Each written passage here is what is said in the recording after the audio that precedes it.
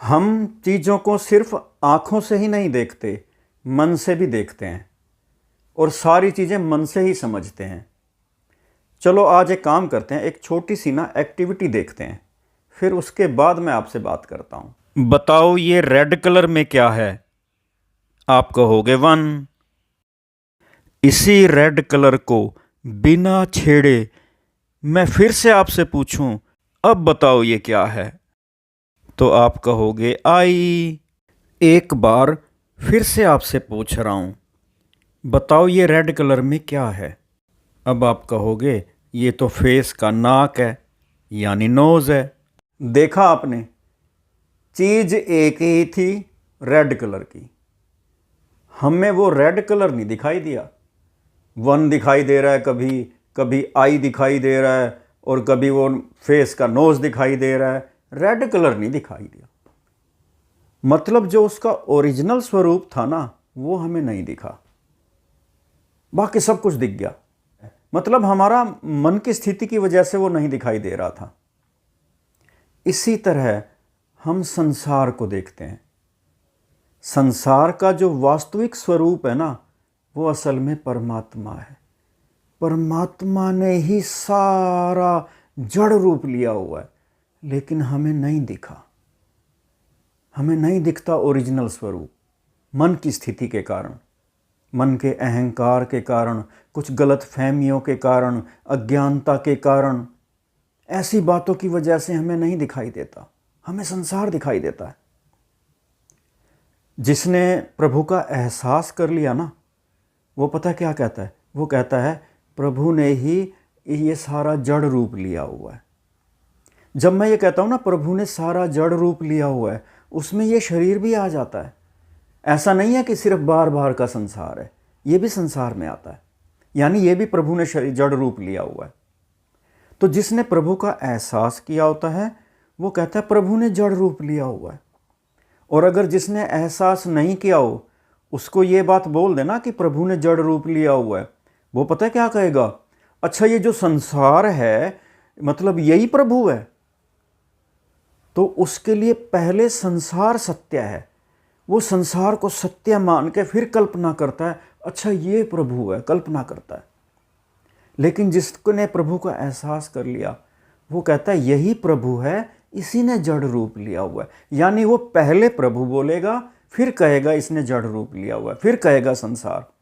और जिसको अनुभूति नहीं है, वो कहेगा अच्छा ये संसार, पहले उसका संसार, फिर वो प्रभु की कल्पना करता है। तो प्रभु के एहसास में ये ध्यान का बहुत बड़ा महत्व है। ध्यान, हमारे आसपास इतना कुछ घटित हो रहा है, बहुत कुछ घटित हो रहा है, पल पल घटित हो रहा है, हम ध्यान नहीं देते, चले जा रहे हैं नशे में, जिए जा रहे हैं नशे में। इसी वजह से हमें नज़र नहीं आता। यहाँ पे बहुत कुछ घटित हो रहा है। मैं बार बार इधर का इसलिए वो करता हूँ क्योंकि ये चीज़ हमारे नज़दीक है। यहाँ से प्रभु का एहसास कर लेंगे ना, तो यही चीज़ तो फिर सब जगह हो रही है। यही शक्ति तो सब जगह है, कण कण में। ऐसा नहीं है कि यहाँ है एक बिंदु के रूप में। अरे भाई यही है, यही प्रभु है और यही सारा विस्तार है। तो यहाँ पे महसूस कर लिया, समझो सारा महसूस कर लिया। अच्छा, मैं एक पिछली भी चर्चाओं में बता चुका हूँ कि मैं जो है ना, ये सिर्फ एक भाव है, इसी शक्ति से उत्पन्न हुआ। इसके लिए मैंने बहुत सारे एग्जाम्पल भी दिए।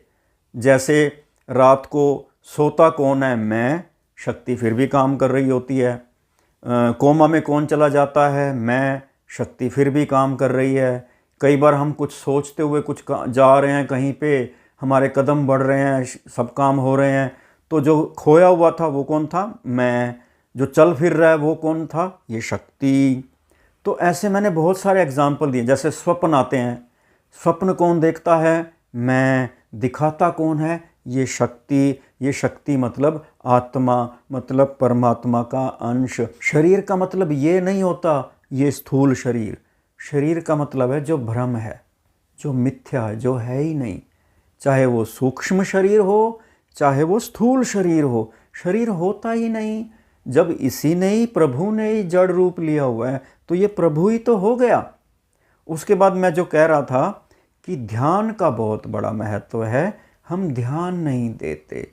जिस दिन हमने ध्यान देना शुरू कर दिया प्रभु के कर्मों की तरफ, हमें प्रभु के दर्शन होने शुरू हो जाते हैं, प्रभु का एहसास शुरू हो जाता है। भाई दर्शन शुरू हो जाते हैं, दर्शन प्रभु के, क्योंकि है तो यहीं, ये रहा नहीं नज़र आया तो क्यों नज़र नहीं आ रहा?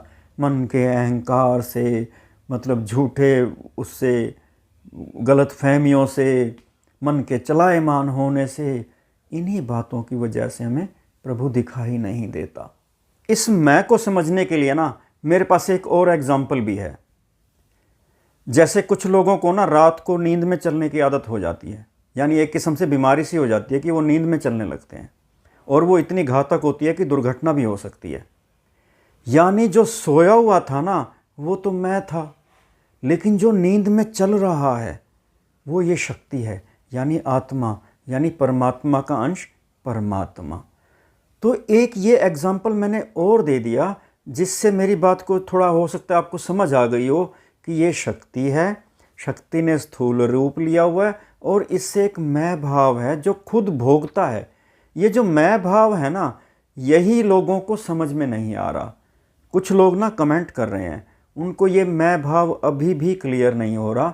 वो जैसे सोचते हैं ना कि मैं ये हूँ, तो वो हर बार इसी को ही मैं समझते हैं, या फिर इसी को ही सारा परमात्मा समझते हैं। असल में क्या हो रहा है कि ये जो अस्तित्व है, ये अस्तित्व वर्ड इम्पोर्टेंट है, मतलब जो है ये सारा परमात्मा है, लेकिन जो करता है, भोगता है, दुख सुख भोगता है, जो गलत कर्म करता है, वो ये शक्ति नहीं है, ये तो परमात्मा है। इससे उत्पन्न होने वाला जो भाव है ना, वो गलत करता है, वो सुख दुख भोगता है, उसका जन्म मरण है। एक सज्जन ने कमेंट किया हुआ है कि जब सब कुछ परमात्मा ही है तो इसका मतलब जो चोर डकैत हैं तो वो भी परमात्मा के कर्म हो गए, चोर डकैत वाले जो कर्म हैं। अरे भाई, ये चोर डकैत ये अस्तित्व नहीं है, अस्तित्व के रूप में तो ये परमात्मा है। जैसे चोर डकैत का जो शरीर है ना, वो जो शरीर है, जो अस्तित्व है, वो तो परमात्मा का है, लेकिन जो कर्म करने वाला है, चोरी करने वाला है, वो असल में मैं भाव है, यानी इस शक्ति से जो मैं भाव उत्पन्न होता है। तो चोर डकैत के अंदर जो मैं भाव उत्पन्न हो रहा है वो सुख दुख भोगता है, ये अस्तित्व नहीं भोगता। और दूसरा, एक सज्जन ने कमेंट किया है कि ये सूक्ष्म शरीर रहता कहाँ है। देखो भाई, सूक्ष्म शरीर कोई फिजिकल वस्तु नहीं है, कोई भौतिक पदार्थ नहीं है। सूक्ष्म शरीर का मतलब ये नहीं है कि छोटा शरीर, एक बिंदु जैसा शरीर। वो पूछ रहे हैं कि कहाँ होता है। सूक्ष्म शरीर का मतलब है जैसे मन होता है ना, मन शरीर का कोई हिस्सा नहीं होता, फिर भी हम कहते हैं मन है। तो इसी तरह अहम भाव भी कोई शरीर का हिस्सा नहीं होता, वो भी कहीं ऐसी कोई भौतिक वस्तु तो है नहीं।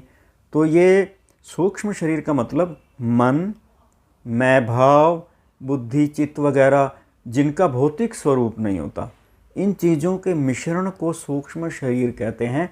और इसी शक्ति से ये चीज़ें उत्पन्न हो रही हैं। तो सूक्ष्म शरीर ऐसी कोई वस्तु नहीं है, छोटी भी नहीं है, जो कहीं पे बताया जा सके कि यहाँ पे होती है। जैसे मन का अहंकार होता है, कोई पूछे मैं अहंकार किस जगह रहता है, ये तो भाव है। ऐसे मन एक भाव है, ऐसे ही जो विचार हैं, ये सारी जो चीज़ें हैं ना, ये सूक्ष्म शरीर में आती हैं। इसको हम जीवात्मा भी कहते हैं। और इसमें इनके मिश्रण में जो मुख्य जो चीज़ है ना, वो मैं भाव है। वैसे ये सारी चर्चाएं मैं कौन में शायद बता चुका हूँ। आप बाकी सारी वीडियोस देखो, तब आपको समझ में आ जाएगा। एक सज्जन ने कमेंट किया, क्या परमात्मा को देखा जा सकता है और कैसे? भाई, परमात्मा कहीं ओझल हो ना हो तब ये सवाल पैदा होता है। परमात्मा तो सब जगह है, ये भी है, ये भी है, फिर भी तुम्हें नज़र नहीं आ रहा, फिर भी ये प्रश्न पूछ रहे हो क्या परमात्मा को देखा जा सकता है? कहीं गुम हुआ हो तभी तो हम ये प्रश्न करें। अगर नहीं दिख रहा तो अपनी वजह से, अपने अहंकार की वजह से, गलत फहमियों की वजह से, मन के चलाएमान की वजह से। देखना चाहते हो तो दिखेगा। अपने आप को यहाँ अनुभूति करो। दिन रात यहाँ वहाँ ये कर्म कर रहा है। नहीं देख रहे आप नहीं देख रहे। दिखता क्यों नहीं है? एक चीज़ बताओ यार, हम छोटा सा बीज डालते हैं, इतना बड़ा पेड़ बन जाता है, और उस पेड़ में इतनी ताकत होती है कि उस पर 4-10 आदमी ऊपर चढ़ के फल फ्रूट तोड़ भी सकते हैं, छांव भी ले सकते हैं। नज़र नहीं आ रहा भाई। एक छोटे से बीज से क्यों बनेगा पेड़? बताओ ना जरा, क्यों बनेगा? क्यों बनेगा पेड़? क्यों सूरज टाइम पे उगेगा? किसने अलार्म लगा रखा है? ऐसे ही हो रहा है। आपके हिसाब से ऐसे ही हो रहा है। सुंदर सुंदर फूल बनते हैं, ये खाना खाते हैं, शरीर बनता है, बाल यहाँ बन रहे हैं, आँखें बन रही हैं। नज़र भाई आपको नहीं आ रहा।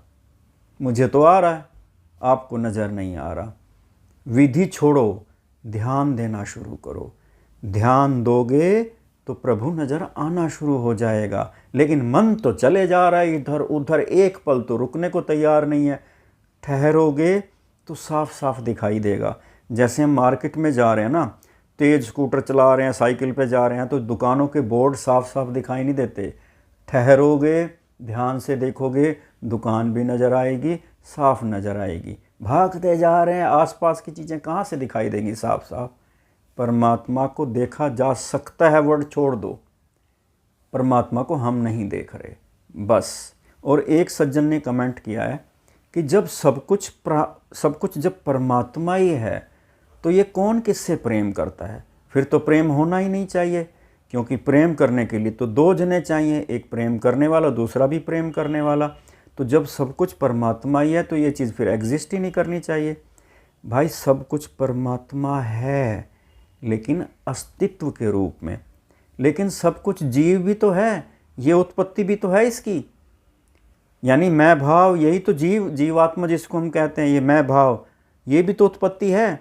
जैसे मेरे को दर्द होता है, कोई यहाँ चुभे, मेरे को चोट पहुँचाए, तो दर्द परमात्मा को थोड़ी होगा, दर्द तो मेरे को होगा। अब कहोगे ये अगर यही परमात्मा है तो परमात्मा को दर्द थोड़ी होता है। ये परमात्मा है, लेकिन दर्द इसको नहीं हुआ, ये मुझे हुआ। मैं कौन हूँ ये मैं पहले कई बार समझा चुका हूँ। तो पहले आप बाकी वीडियोस देखो, ध्यान से समझो, फिर ये आपका प्रश्न दूर हो जाएगा। तो मैं जो है ना, ये सुख दुख भोगता है। जैसे स्वाद की अनुभूति है, आवाज़ की अनुभूति है, देखने की अनुभूति है, सूंघने की अनुभूति है, स्पर्श की अनुभूति है, सारे स्वप्न देखना, सुख दुख भोगना, जन्म मरण, ये सारे जो अनुभूतियाँ हैं ये मैं करता है, मैं भाव। ये नहीं, ये तो शक्ति है, मैं भाव करता है अनुभव। तो ये जो प्रेम भी करते हैं ना, ये मैं भाव करते हैं। इसको यूँ समझ सकते हो, जैसे एक समुद्र है या बहुत सारा पानी है, उसमें पानी के बहुत सारे बुलबुले हैं, पानी में बर्फ़ के टुकड़े हैं। तो देखा जाए तो दो बुलबुले हैं जो पानी के, वो 2 अलग अलग भी हैं, और देखा जाए तो अस्तित्व के रूप में पानी ही है। तो इसी तरह 2 जने जो है ना, 2 जने दोनों अलग अलग भी हैं और एक ही शक्ति से जुड़े हुए हैं। यानी दोनों के अंदर एक ही शक्ति काम कर रही है, और दोनों का मैं भाव अलग अलग है। वो जो मैं भाव है यानी जीवात्मा है, यानी वो आपस में प्रेम करते हैं। मैं आपसे 1-2 इंटरेस्टिंग बातें शेयर करना चाहता हूँ। जैसे हम, अगर कोई पूछे क्या हम लाइट को देख सकते हैं, वो कहेगा हाँ हम लाइट को देख सकते हैं। जैसे ये ट्यूब लाइट है, बल्ब है, सूरज की रोशनी है, लाइट को तो हम देखते ही हैं, रोज़ देखते हैं। लेकिन ये भ्रम है। लाइट अपने आप में दिखाई नहीं देती। लाइट एक इलेक्ट्रोमैग्नेटिक वेव है, तरंग है एक। उसकी हेल्प से हम चीज़ों को देखते हैं। असल में जो हम देखते हैं ना, वो चीज़ों को देखते हैं लाइट के माध्यम से, लाइट को खुद को नहीं देखते। तो ये भ्रम था लोगों में कि लाइट को देखते हैं। ये बात मैंने क्यों बताई? क्योंकि ऐसे अनगिनत भ्रम हैं, अनगिनत भ्रम हैं, जिन भ्रमों के सहारे हम जी रहे हैं, और फिर हमें समझ नहीं आता परमात्मा क्या है। उदाहरण के तौर पे ये शरीर ही ले लो। शरीर के अंदर आत्मा, शरीर के अंदर आत्मा। भाई ये पुराना कॉन्सेप्ट है, पुराना कॉन्सेप्ट है। शरीर के अंदर आत्मा, पहले तो शरीर को नहीं समझा, आत्मा को नहीं समझा।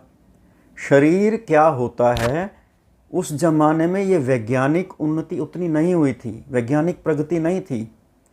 जिस दिन से आप ये माइक्रो ऑर्गेनिज्म, सूक्ष्म जीव के बारे में समझना शुरू कर दोगे, आपका ये भ्रम दूर हो जाएगा कि शरीर, शरीर के अंदर आत्मा लगे पड़े हैं, मृत्यु हो जाएगी तो निकल जाएगी।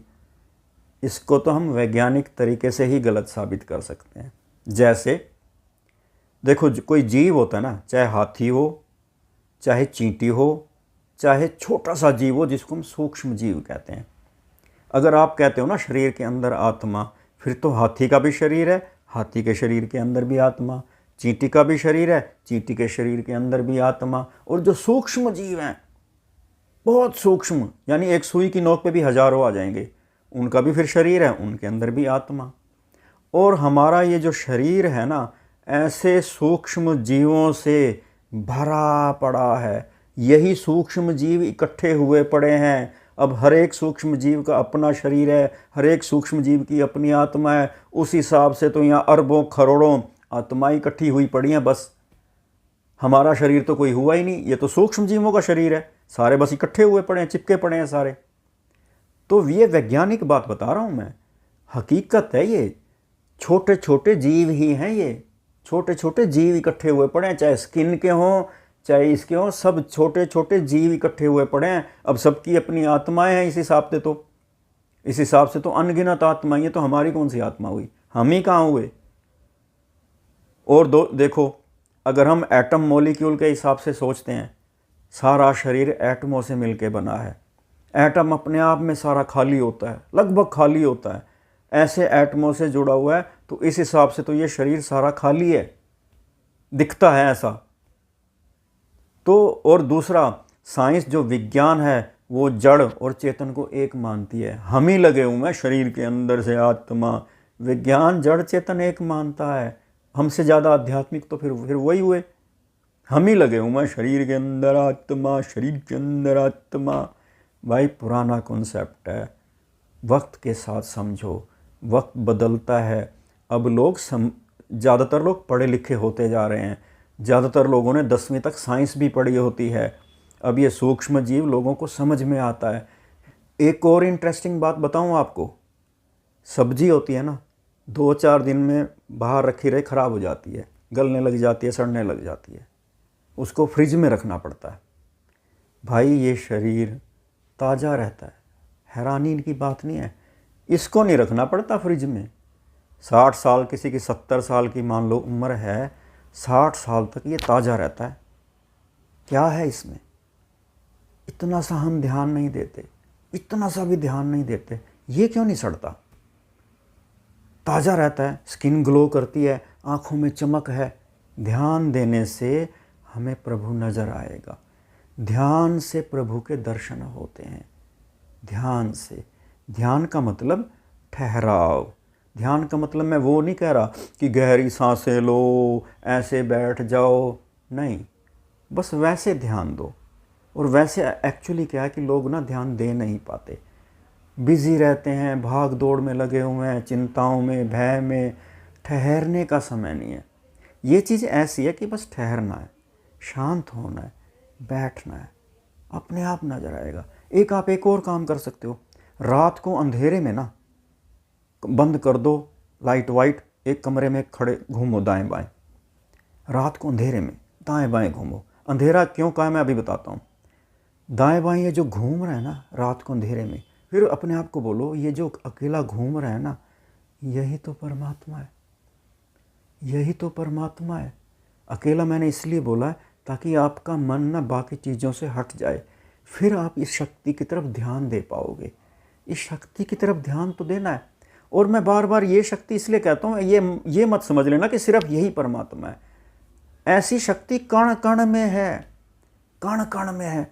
और लोगों की ना अकल देखो, सारी दुनिया कहती है सब जगह परमात्मा है, सारी दुनिया कहती है सब जगह परमात्मा है। भाई क्यों नहीं दिखता? फिर क्यों नहीं दिखता? वजह तो होगी ना कोई।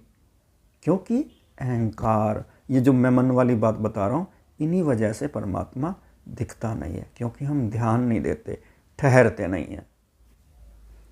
एक मेरी आपसे हाथ जोड़ के विनती है, हाथ जोड़ के, मुझे गुरु मत बनाओ। कई लोगों ने ना कमेंट में गुरुदेव, नहीं भाई, मैं सीधा साधा इंसान हूँ, मस्त बंदा हूँ, बिल्कुल सीधा साधा बंदा। मुझे ना तो गुरु बनाओ, ना आप शिष्य बनो, मेरे को भी जीने दो, आप भी जियो, अरे मस्त रहो यार, कुछ नहीं है। क्यों भाई, मेरे साधारण इंसान को क्या प्रभु नहीं मिल सकता? आप बताओ, क्या साधारण इंसान को प्रभु नहीं मिल सकता? प्रभु की मर्जी, किसी को भी दर्शन दे दे। मुझे एहसास करा दिया, बस एहसास करा दिया, रहूँगा तो मैं वही साधारण इंसान ही। गुरु मत बनाओ। माँ की बातें करो ना, ऐसे सीधे हो जाते हैं, जैसे सीरियस से पलकें ऐसे चढ़ने लग जाती हैं। ओ भाई, सीधा हो जा। परमात्मा का एहसास मन को हल्का करता है, शांत करता है। ये आंखें नहीं चढ़ाने की ज़रूरत नहीं होती, सीरियस होने की ज़रूरत नहीं होती। मस्त जैसे खाओ पियो मौज करो भाई। गुरु मत बनाओ। गुरु से क्या होगा, मेरा जो नेचुरल जो बोलने का तरीका है वो चेंज हो जाएगा। मुझे स्वाभाविक बोलने दो। मैं आपसे रिश्ता बनाना चाहता हूँ। अगर आप मेरी उम्र के हो तो मैं आपका मित्र हूँ, अगर आप छोटे हो तो मैं आपसे बड़ा हूँ। बस मित्र वाला संबंध रखो, प्यार मोहब्बत वाला संबंध रखो, मस्त रहो। हाँ, आपके जितने डाउट होंगे ना, मैं ईमानदारी से कोशिश करूँगा कि दूर कर दूँ। मैंने ये चैनल शुरू भी इसीलिए किया था, सेवा भाव से, कि परमात्मा मुझे तूने अपना एहसास दिया है, मैं चाहता हूँ कि मैं इसको साझा करूँ, ताकि मेरी वीडियो को देख के किसी का भला हो जाए। आप में से कई ऐसे होंगे जो जिज्ञासु होंगे, जो बेचारे भटक रहे होंगे। मैं हूँ ना आपका अपना, सही बता रहा हूँ। सारे डाउट दूर करने की कोशिश करूँगा, गहरी बातें बताऊँगा, बिल्कुल अंतिम पैप, जैसे कहते हैं ना, अंतिम अंत तक पहुँचा के छोड़ूंगा, क्योंकि महसूस किया है। अब जिसने विश्वास नहीं करना तो ना करे, मैंने महसूस किया है। सच में आपकी मदद कर सकता हूँ, सच में। बस चैनल से जुड़े रहो, सुनते रहो, कमेंट करते रहो, अपने डाउट बताते रहो। मैं ईमानदारी से कोशिश करूँगा, जितना हो सकेगा मैं कोशिश करूँगा। तो मुझे मस्त रहने दो, आप भी मस्त रहो, गुरु मत बनाओ। अंत में मैं एक बात कहना चाहता हूँ, ऐसे ब्रह्म ज्ञान का, ऐसी नॉलेज का क्या फ़ायदा जो मन को शांति ना दे, मन को हल्का ना करे। जो मैं बता रहा हूँ ना, जो बातें, अगर आप प्रभु का एहसास करोगे, मन शांत होना शुरू हो जाएगा। ये थ्योरेटिकल बातें हैं ना, जीवात्मा क्या होता है, सूक्ष्म शरीर क्या होता है, इस नॉलेज से कुछ नहीं होने वाला भाई, कसम से कह रहा हूँ, कुछ नहीं होगा। आप ही बता दो, चलो आप ही बता दो, किस इंसान ने किताबें पढ़ के प्रभु को पा लिया? किस इंसान ने? कौन ऐसा इंसान है जिसने PhD कर ली और कह दिया मेरे को प्रभु मिल गया? अनपढ़ों को मिला हुआ है ज़्यादातर ऐसे ही लोग हैं जो अनपढ़ हैं, बेचारे सीधे साधे हैं। क्योंकि परमात्मा को आपकी पढ़ाई लिखाई नहीं देखनी, आपकी विद्वता नहीं देखनी, आपके भाव से खुश होगा। ये भक्ति का मार्ग है भाई। मैं जो बातें बता रहा हूँ ना, वो नॉलेज वाली नहीं है, वो परमात्मा के एहसास वाली बातें। परमात्मा का एहसास पे ध्यान दो, नॉलेज पे मत ध्यान दो। नॉलेज साथ ले जाओगे क्या? साथ ले जाएंगे नॉलेज को? नॉलेज असल में पता क्या है? नॉलेज इकट्ठी करना एक किस्म से भोग भोगना है। जैसे किसी को भूख ज़्यादा लगती है ना, खाता है, तो ऐसे किसी को नॉलेज इकट्ठी करने का शौक़ है। तो ये तो एक तृप्ति है, इच्छाओं की तृप्ति है, इससे कुछ नहीं होने वाला। मज़ा तब आए जब छोड़ने लग जाएं, समर्पण करने लग जाएं। ये भक्ति का, प्यार का, सादगी का मार्ग है। तो इन नॉलेज के चक्कर में मत पड़ो, सूक्ष्म शरीर क्या होता है, ये इससे ज़्यादा है, आप इसके एहसास पे ध्यान दो। मैं जो कहता हूँ ना, वो एहसास करने वाली बातें बता रहा हूँ। एक जगह मैं सत्संग में सुन रहा था कि परमात्मा से जुड़ो। क्या होता है परमात्मा से जुड़ना? ऐसे शरीर टच करना होता है? निराकार परमात्मा से जुड़ना है तो इसका एहसास करना है। एहसास करने को ही जुड़ना कहते हैं, क्योंकि आपको हर चीज़ में इसी की शक्ति नज़र आने लग जाती है, आप जुड़ जाते हो इससे। जिसको एहसास नहीं है वो संसारिक भौतिक चीज़ों को ही शक्तियाँ मानता है, लेकिन जिसको एहसास हो जाता है उसको हर चीज़ में प्रभु नज़र आता है। तो अंत में यही कहूँगा कि आपने ध्यान देना है, ठहरना है, मन को शांत करना है, थोड़ा एहसास करना है। प्रभु तो बैठा हुआ है, यहीं है, कहाँ गया, यहीं तो है, बस महसूस कर लो।